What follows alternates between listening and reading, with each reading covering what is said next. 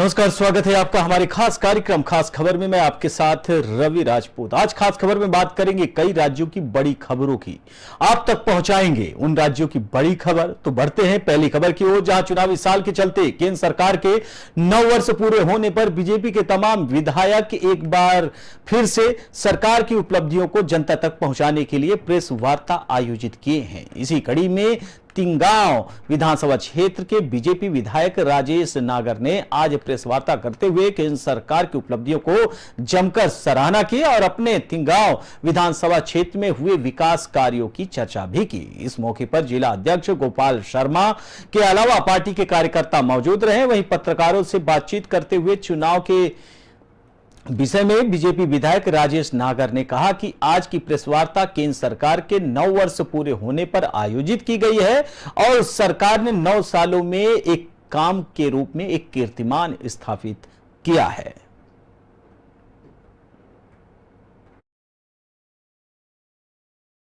केंद्र सरकार 9 साल से है, उसमें जो हमारे कार्य हुए, विकास कार्य हुए, हमारे माननीय प्रधानमंत्री श्री नरेंद्र मोदी जी ने किए हैं, उसके बारे में आज ये प्रेस कॉन्फ्रेंस रखी गई थी और उसके बारे में ही जो मुख्य हमारे काम हुए हैं उनके बारे में हमने आपको ब्रीफ किया गया। ठीक है, तो किस तरह की जो आगे रणनीति रहने वाली है बीजेपी की? चुनावी साल है, तो चुनावी साल में नेचुरली है कि आपको लोगों की जो है नाराजगियां भी झेलनी पड़ेगी और उनको हल भी करना पड़ेगा और उन्हें अपने पक्ष में खड़ा भी करना पड़ेगा। कैसे करेंगे? देखो, भारतीय जनता पार्टी दुनिया की, पूरे विश्व की सबसे बड़ी पार्टी, और अगर सबसे बड़ा संगठन और मजबूत संगठन अगर किसी पार्टी का है वो भारतीय जनता पार्टी का। तो ये हमारे लिए बहुत बड़ी बात है, बहुत बड़ी उपलब्धि है। हमारा कार्यकर्ता छोटे से लेके बड़े से बड़ा कार्यकर्ता पार्टी के लिए काम करता है, निष्ठा से काम करता है, मेहनत से काम करता है और वो एक अपनी पार्टी को माँ की तरह समझता है, माँ की तरह मानता है। पहले और पार्टियां थी और पार्टियां हैं, वो पहले अपने आप के लिए सोचती थी, फिर पार्टी के लिए सोचती थी, फिर देश के लिए सोचती थी। हमारी पार्टी के लिए देश पहले है, पार्टी फिर और अपने आप। बढ़ते हैं अगली खबर की ओर, जहां लोकसभा चुनाव के पहले बिहार में सियासी बयानबाजी का दौर तेज हो गया है। कभी सीएम नीतीश के साथ रहकर बीजेपी पर हमला बोलने वाले उपेंद्र कुशवाहा अब जदयू पर हमलावर हैं। इस बार उन्होंने जेडीयू के राष्ट्रीय अध्यक्ष ललन सिंह को निशाने पर लिया है। कुशवाहा ने कहा है कि ललन सिंह अब राजद के लिए काम कर रहे हैं। कुशवाहा ने आरोप लगाया है कि ललन सिंह अब जदयू के कम और राजद के आदमी ज्यादा हो गए हैं। वहीं जेडीयू के राष्ट्रीय अध्यक्ष अब राजद की भी भाषा बोल रहे हैं। आने वाले वक्त में साफ हो जाएगा कि ललन सिंह राजद के हो गए हैं। राष्ट्रीय लोक जनता दल के राष्ट्रीय अध्यक्ष कुशवाहा आज औरंगाबाद के कंकेर पंचायत के पूर्व पैक्स अध्यक्ष उदय सिंह के यहां आए और पत्रकारों से बातचीत की। केंद्रीय गृह मंत्री अमित शाह के बिहार आने पर जदयू के राष्ट्रीय अध्यक्ष ललन सिंह ने बयान दिया था कि हिम्मत है तो अमित शाह मुंगेर में चुनाव लड़कर दिखा दें। इस पर कुशवाहा ने कहा कि ललन सिंह अब राजद की भाषा बोल रहे हैं। कुशवाहा ने इस दौरान सीएम नीतीश कुमार पर भी हमला बोला।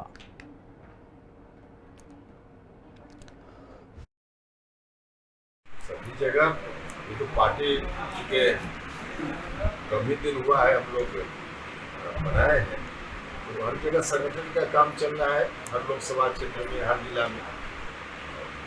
और जब होगा उस वक्त बताएंगे डिटेल, लेकिन अभी तैयारी चल रही है। एनडीए आप लड़ेंगे या सभी सीटों पर चुनाव लड़ेंगे? संगठन का काम तो क्योंकि पार्टी अभी तुरंत बनी है तो सभी जगह करना ही है, हो भी रहा है। जहाँ तक चुनाव एलायंस में लड़ने की बात है, तो अभी हमारी पार्टी ने अंतिम रूप से तय नहीं किया है कि हम कैसे किसके साथ गठबंधन करेंगे, अभी तय नहीं। जब तय करेंगे तब बता। उन लोगों को शायद नहीं मालूम होगा, आगे आने वाला दिन बताएगा। जब जेडीयू के नेता नीतीश कुमार जी के भी कम है ललन जी अब आरजेडी के ज्यादा है। ये बात सुनकर किसी को अटपटी लगेगी, लेकिन बाद में पता चलेगा। अब जेडीयू कम है, नाम के लिए जेडीयू है, अंदर से अब आरजेडी पूरे तौर पे ललन जी हो गए। बढ़ते हैं अगली खबर की ओर, जहां गृह मंत्री अमित शाह की 1 दिवसीय बिहार यात्रा को लेकर सूबे की सियासत गर्म हो गई है। अमित शाह के आगमन पर बिहार बीजेपी ने मुख्यमंत्री पर करारा हमला किया है। पार्टी के प्रदेश प्रवक्ता डॉक्टर राम सागर सिंह ने कहा है कि गृह मंत्री के बिहार आगमन पर जेडीयू और राजद नेताओं का हाथ कांप रहा है। वहीं टाल योजना लागू नहीं करने पर सूबे की गिरती कानून व्यवस्था को लेकर मुख्यमंत्री, उप मुख्यमंत्री और ललन सिंह की पोल खुल गई है। जनता से किए वादे पूरे नहीं करने पर बिहार के नेताओं को प्रकाश से डर लग रहा है, उन्होंने आरोप लगाया है।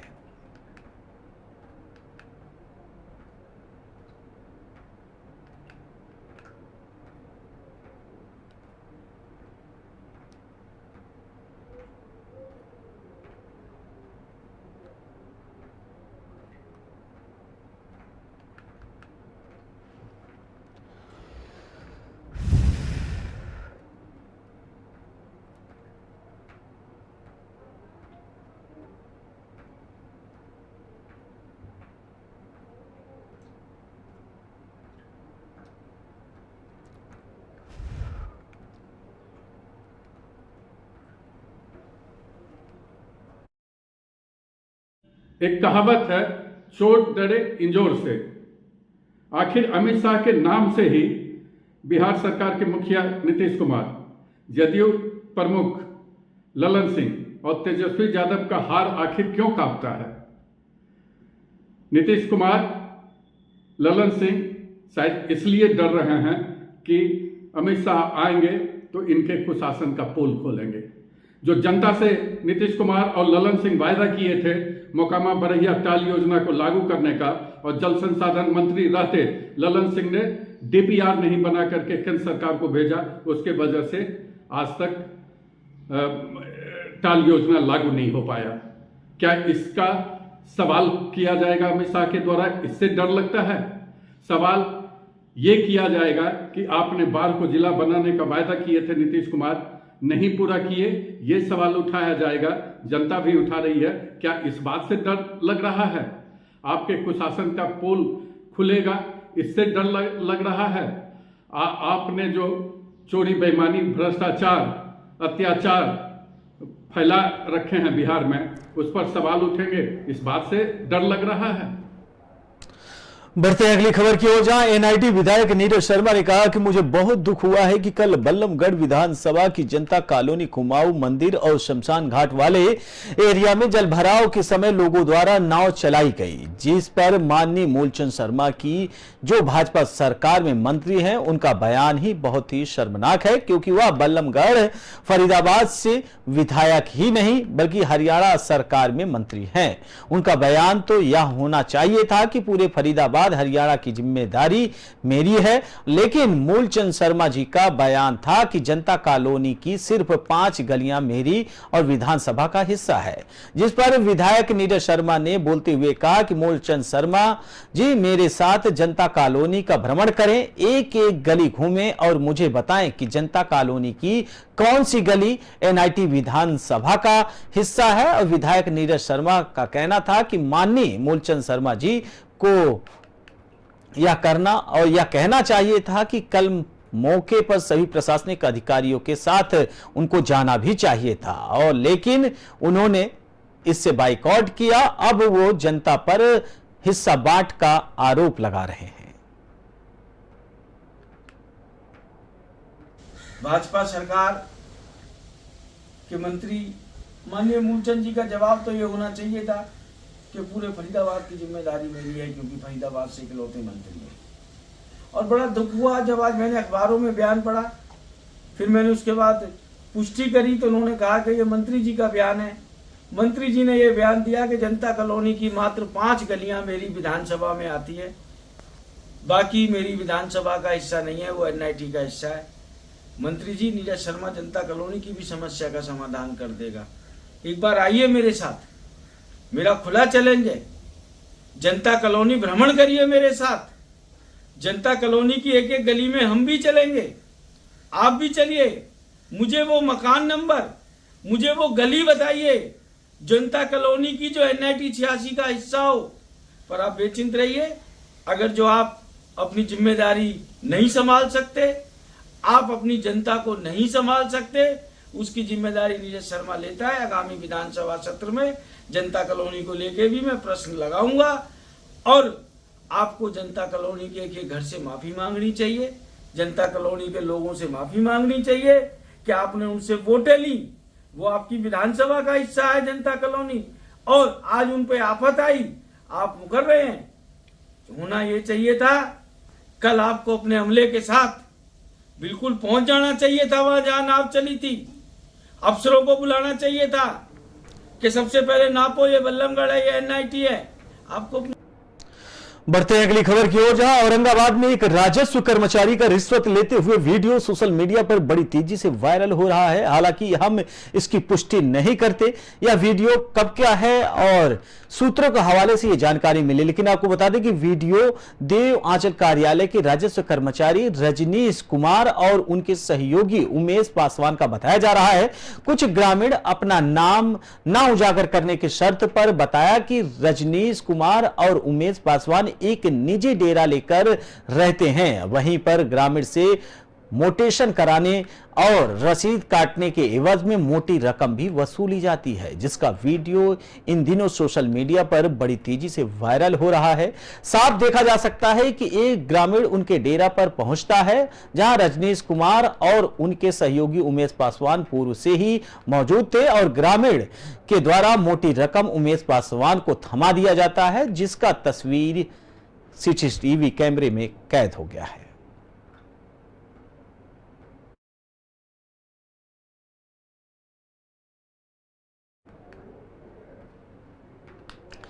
बढ़ते हैं अगली खबर की ओर, जहां मुख्यमंत्री उड़नदस्ता फरीदाबाद के द्वारा 3 अवैध आहतों पर ताबड़तोड़ मुख्यमंत्री उड़नदस्ता फरीदाबाद की अलग अलग टीम बनाकर बदरपुर बॉर्डर बाईपास रोड और चौकी दयालबाग थाना सूरजकुंड एरिया में बलजिंदर शराब ठेके के पास में दबिश देती है। वहीं आपको बताते चले कि आबकारी विभाग, स्थानीय पुलिस और मुख्यमंत्री उड़नदस्ता के अधिकारियों के द्वारा उपरोक्त तीनों स्थानों पर कमी पाई गई। वहीं अनियमितताओं के बारे में स्थानीय थाने में नियमानुसार अब कार्रवाई की जा रही है।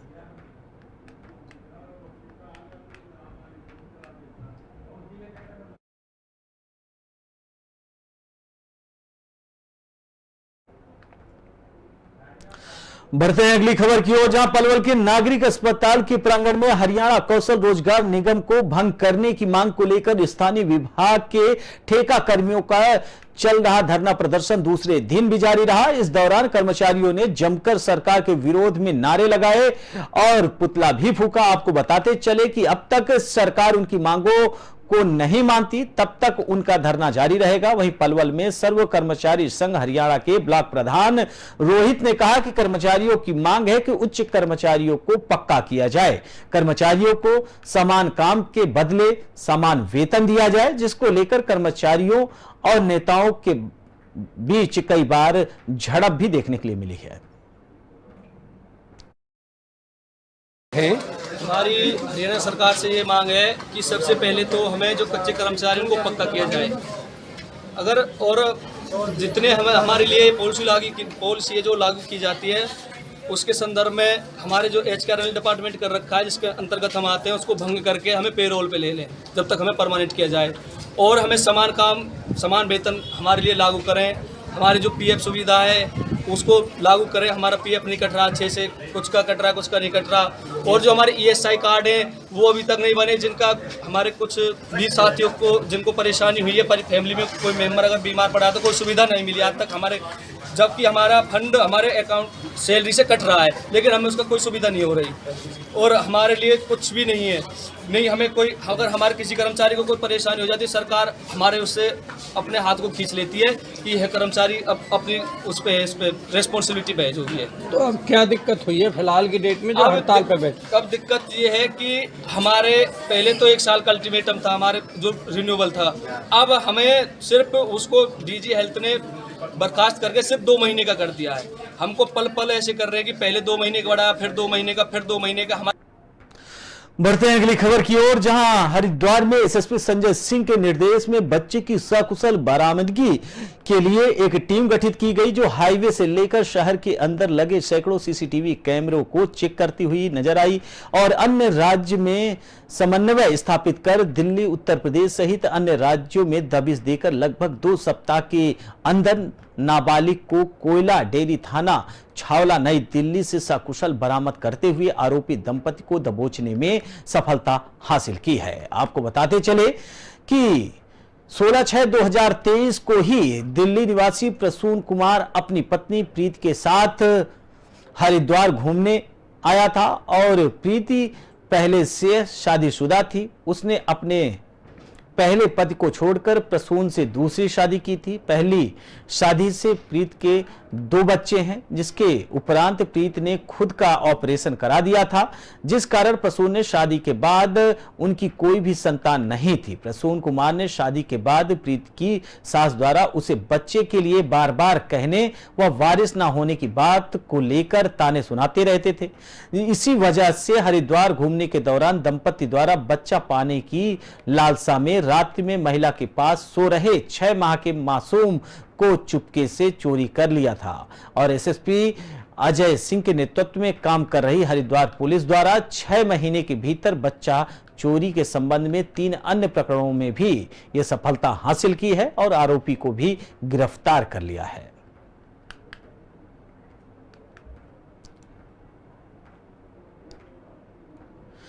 बढ़ते हैं अगली खबर की ओर, जहां नवादा जिले के वर्सी लीगलगंज में बड़ी घटना हुई है, जहां उनका आपको बताते चले कि ठनका गिराने से 3 लोगों की मौत हो गई है, जबकि 4 लोग घायल हो गए हैं। सभी शुक्रवार दोपहर गांव के बधाल में स्थित आम के बगीचे गए हुए थे, तभी बारिश शुरू हुई और वज्रपात हुआ, जिसमें 7 लोग चपेट में आ गए। यह घटना वारिस लीगंज थाना क्षेत्र के आजमपुर गांव की बताई जा रही है। वहीं घायलों को इलाज के लिए भेज दिया गया है, वहीं जहां 3 लोगों को मृत घोषित कर दिया गया है। आपको बताते चले कि आनंदी सिंह का पुत्र मोनू कुमार जो 22 वर्ष का है, देवनारायण सिंह का पुत्र अजय कुमार जो 20 वर्ष का और अनिल झा जो 19 वर्ष की, इन तीनों की मौत हुई है, जबकि गौतम कुमार, सोनी और पवन और शिव कुमार अभी इलाज के लिए हॉस्पिटल में ही एडमिट कराए गए हैं।